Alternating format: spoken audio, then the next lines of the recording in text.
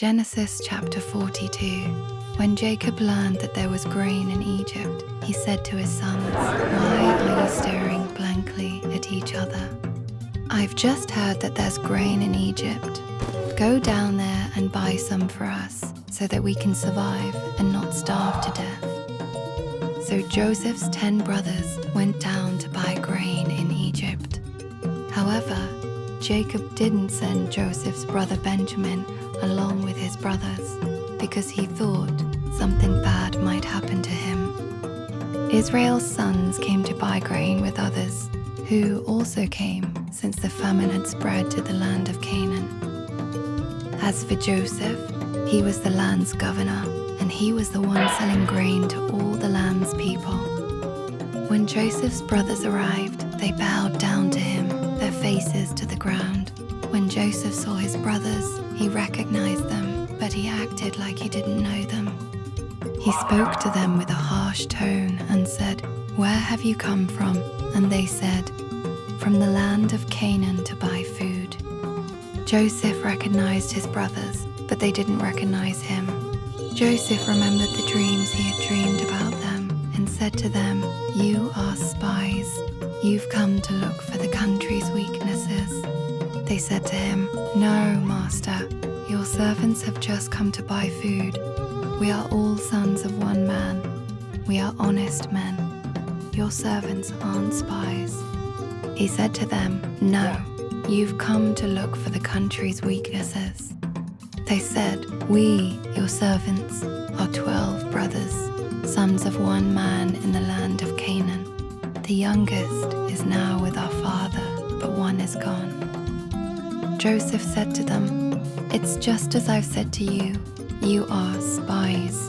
But here is how to prove yourselves. As Pharaoh lives, you won't leave here until your youngest brother arrives. Send one of you to get your brother, but the rest of you will stay in prison.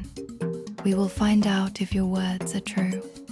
If not, as Pharaoh lives, you are certainly spies." He put them all in prison for 3 days.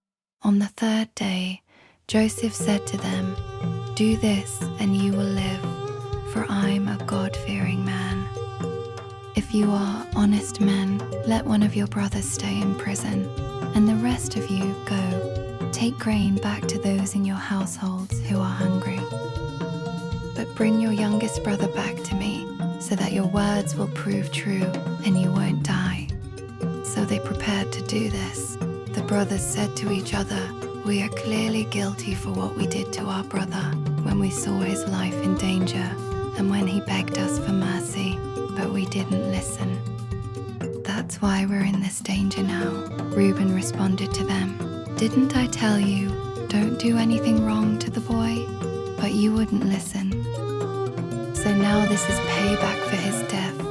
They didn't know that Joseph was listening to them because they were using an interpreter. He stepped away from them and wept. When he returned, he spoke with them again.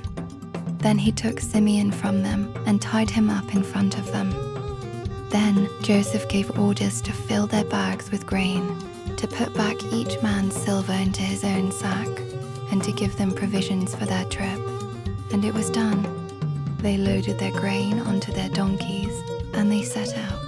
When they stopped to spend the night, one of them opened his sack to feed his donkey, and he saw his silver at the top of his sack.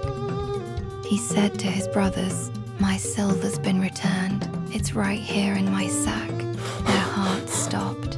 Terrified, they said to each other, "What has God done to us?" When they got back to their father Jacob in the land of Canaan, they described to him everything that had happened to them.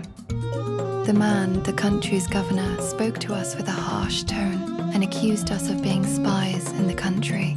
We told him, 'We're honest men, not spies. We are 12 brothers, all our father's sons. One of us is gone, but the youngest is right now with our father in the land of Canaan.' The man, the country's governor, told us, 'This is how I will know you are honest men. Leave one of your brothers with me. Take grain for those in your households who are hungry, and go. But bring back your youngest brother to me. Then I will know that you are not spies, but honest men. I will give your brother back to you, and you may travel throughout the country."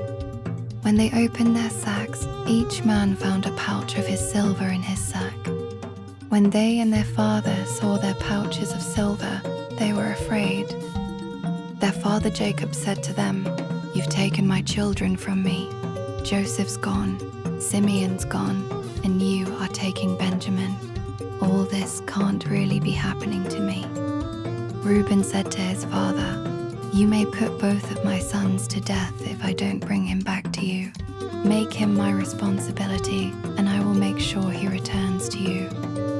But Jacob said to him, "My son won't go down with you because his brother's dead, and he's been left all alone." Genesis